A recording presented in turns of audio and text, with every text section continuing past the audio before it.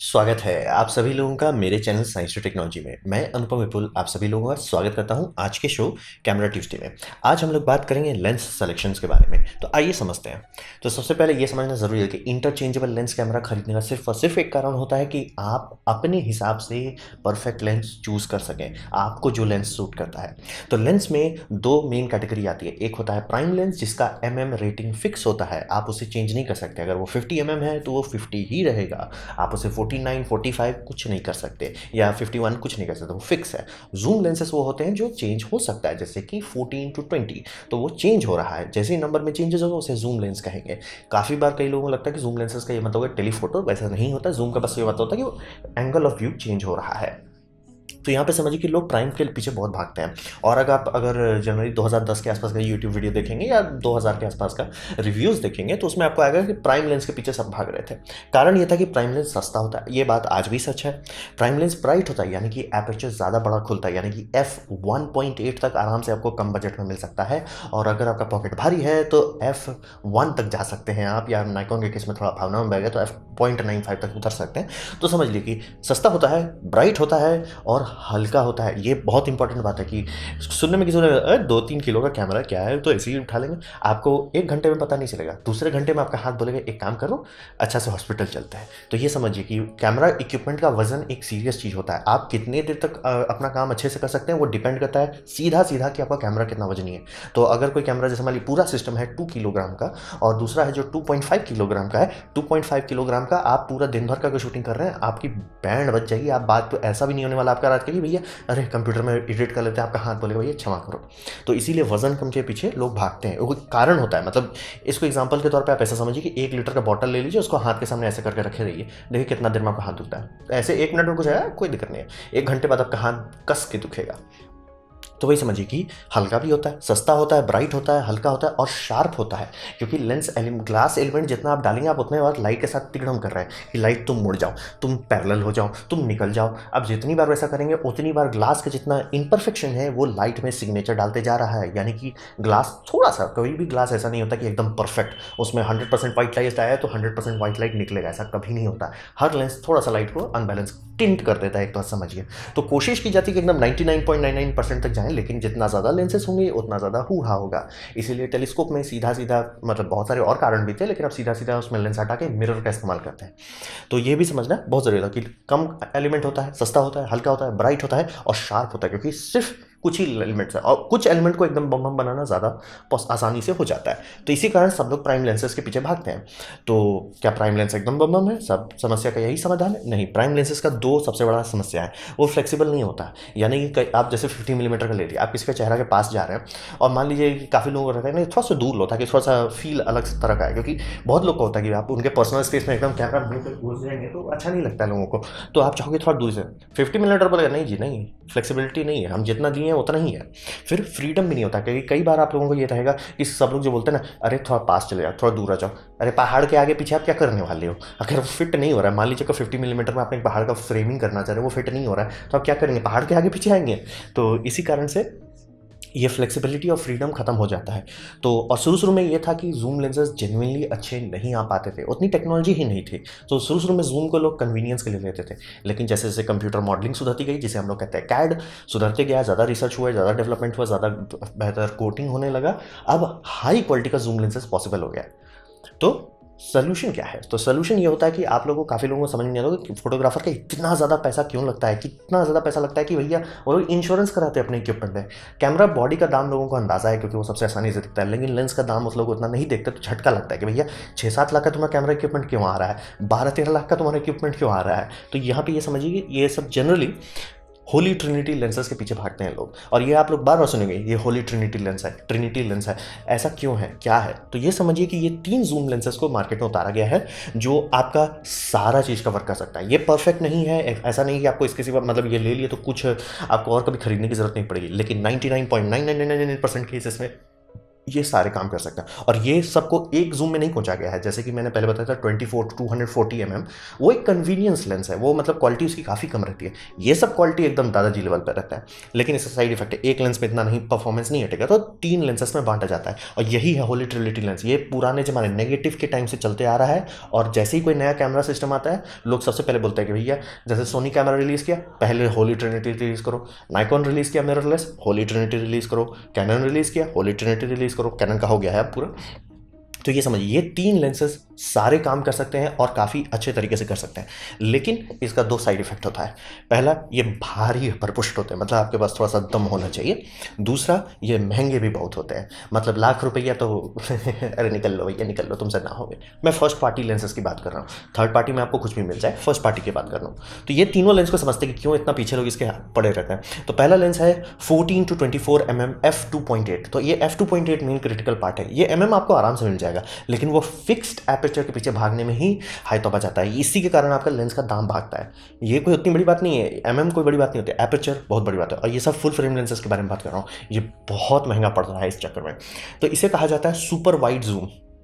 तो आप बात करते हैं कि ठीक है ये लेंस है, ये लोग क्यों कर रहे हैं। ये एक बहुत अच्छा काम करता है अगर आपको कोई सी बड़े चीज़ को या वास्ट चीज़ को दिखाना है, जैसे कि कोई चीज़ बड़ा है, जैसे एक फ्लाईओवर वो बड़ा है, आप उसको कन्वे कैसे करें इमेज में। मतलब फोटो खींचने का आप खींच सकते हो, लेकिन वो फील आना चाहिए, जैसे कि आप बहुत दूर से खींच लेते हो कि भैया फ्रेम में फिट हो रहा है, हम दूर से खींच लेते हैं, वो फील नहीं आया कि वो वास्ट है, बड़ा है।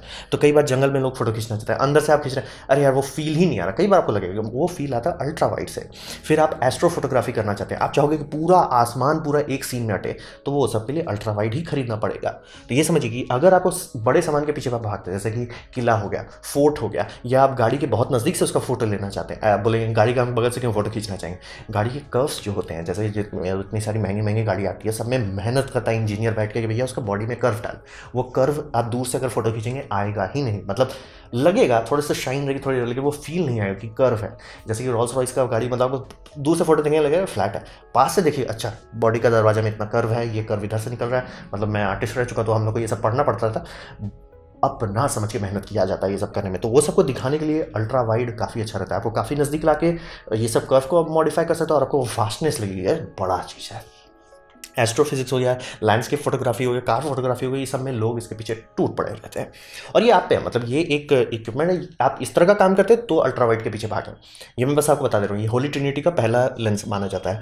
और इसको अगर सोनी में अगर आप खरीदना चाहेंगे तो करीब करीब 3 लाख का पड़ेगा। लेकिन सोनी का दाम बहुत ज़्यादा इसलिए है क्योंकि सोनी 12 मिलीमीटर तक उतार दिया है। तो आपको लगेगा अरे भैया 14 से 12 में कितना अंतर है, बहुत ज़्यादा अंतर है, बहुत ज़्यादा अंतर है। मतलब कि आप पूरा मिल्की वे का कट रहा है और एक पूरा मिल्की वे खींच डालेगा, मतलब बहुत बड़ा अंतर है। तो ये लेंस मतलब सोनी का अल्ट्रा वाइड लेंस अच्छा था, लेकिन उसके बाद जो उन्होंने रिलीज़ किया ऑब्वियसली सोनी से बेटर रिलीज़ किया। तो अब सोनी बोला कि ठीक है हम मार्क 2 रिलीज़ करते हैं। तो मार्क 2 में ऐसा क्या दें कि जो लोग मतलब हैरान हो जाए। तो इन्होंने बोला दाम को भागने दो, लेकिन ऐसा लेंस बनाओ जो मतलब कोई और कंपीट ना कर सके। और आपको लगेगा कि अरे 14 और 12 के बीच में उतना अंतर नहीं, बहुत अंतर। मतलब चौंक जाइएगा कि कितना नज़दीक आप किसी चीज़ के पीछे आ सकते हैं, या लैंडस्केप फोटोग्राफी में कितना बड़ा अंतर आता है। तो है 3 लाख है।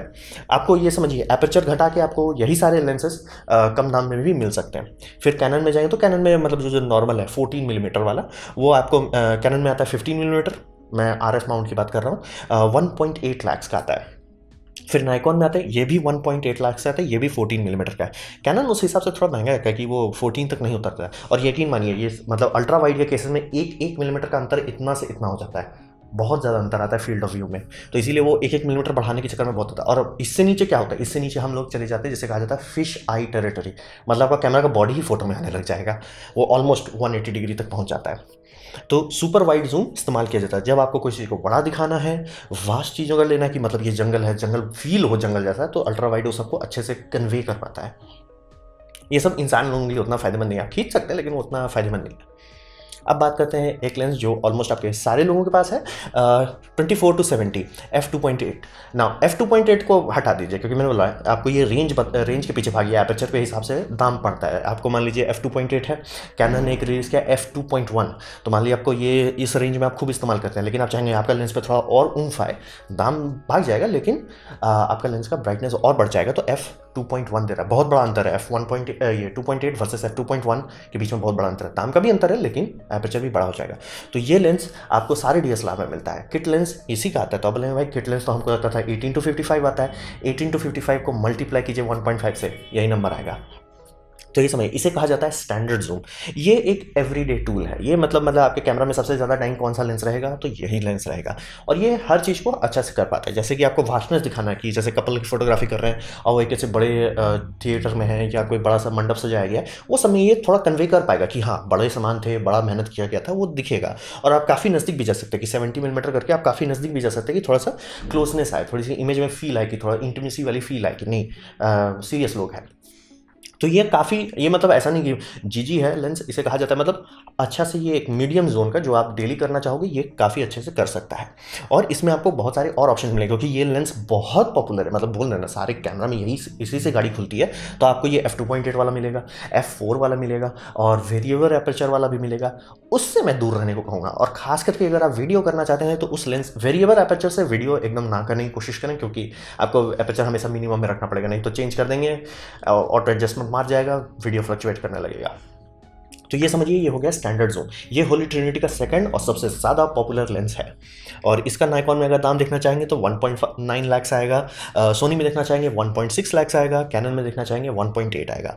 और बहुत बार जो मुझे कई बार कमेंट आ रहा है कि लोग कह रहे हैं कि अरे सोनी का लेंस बहुत महंगा नाइकॉन और कैनन कंपेयर में। ये बात सही है अगर आप DSLR के लेंस से कंपेयर कर रहे हैं, जहाँ आप उसे मिररलेस टू मिररलेस करेंगे तो ऑलमोस्ट सेम आएगा या 10-20% का अंतर आएगा, बहुत बड़ा अंतर नहीं है। तो और प्लस सोनी का लेंस माउंट खोल दिया गया है तो उसके third party first priority lenses आते हैं, तो वो ज़्यादा आपको बजट ऑप्शन मिल जाएगा।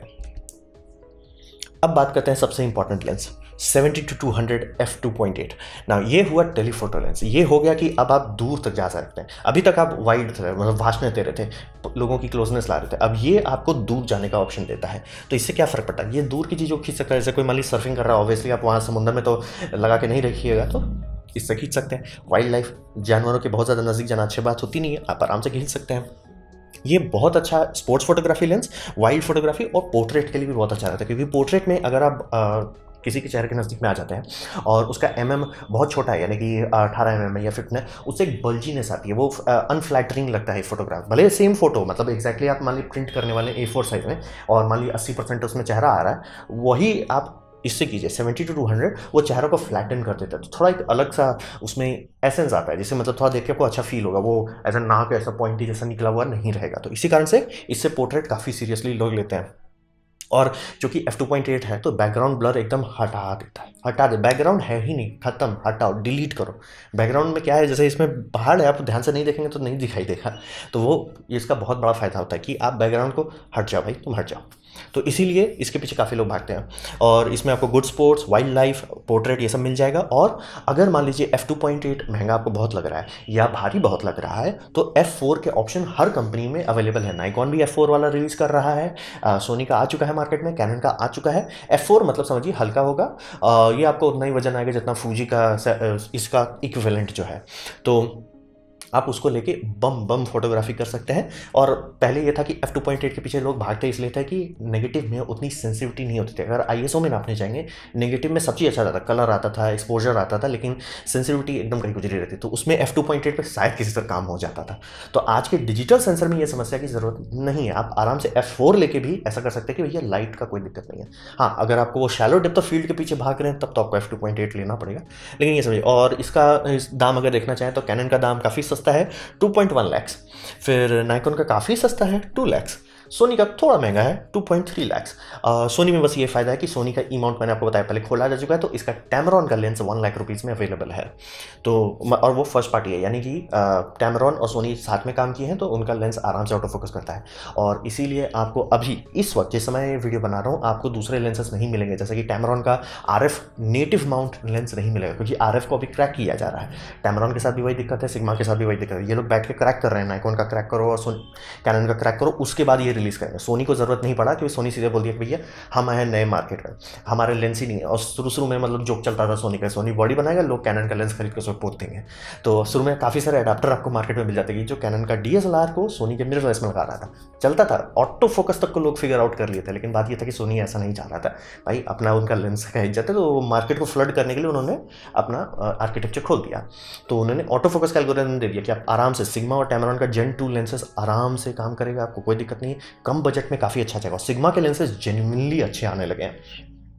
तो ये हुआ 3 लेंसेज, जिसके अगर ये 3 लेंस आपके किट में है तो 99.99% सिनेरियो में आपको कुछ और खरीदने का ज़रूरत नहीं पड़ेगा। हाँ, कुछ एकदम एक्सट्रीम हो जाए, जैसे कि मैक्रो लेंसेज एक एक्सट्रीम हो गया, या अल्ट्रा टेलीफोटो लेंसेज एक्सट्रीम हो गए, जैसे जो 200 मिलीमीटर से ऊपर चल जाता है, तो उस केसेस में लोग लेते हैं 70 to 300 ले सकते हैं, या उस केसेस में आप चाहें तो 200 to 400 ले सकते हैं, डिपेंड करता है। तो ये सब आप एक्सट्रीम में जा रहे हैं, लेकिन ये 3 लेंसेज, होली ट्रिनिटी लेंसेज, और खास करके आजकल टेलीफोटो का उतना ज़रूरत नहीं रहता, क्योंकि मेगापिक्सल आप बहुत बढ़ा सकते हैं। जैसे 60 मेगापिक्सल का ले आए तो आप क्रॉप कर करके काफ़ी अच्छा फोटो निकाल सकते हैं।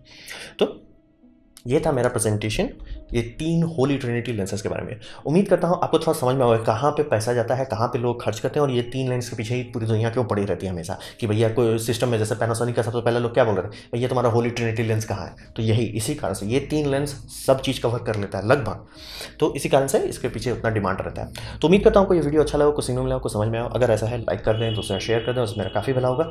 नहीं अच्छा लगा, नहीं पसंद आया, कोई बात नहीं, आप डिसलाइक कर सकते हैं। मैं कहूँगा डिसलाइक 2 बार दबाएं, उससे मुझे पता चलेगा कितना ना पसंद हुआ है। मैं आपसे कहूँगा कि कमेंट लिखें, मैं कमेंट की जवाब कोशिश करता हूँ। आपसे कहूँगा सब्सक्राइब कीजिए, बेल दबाइए अगर आप फ्री हैं तो। आपने मेरा वीडियो देखा, जानकर मुझे बहुत खुशी हुई। धन्यवाद।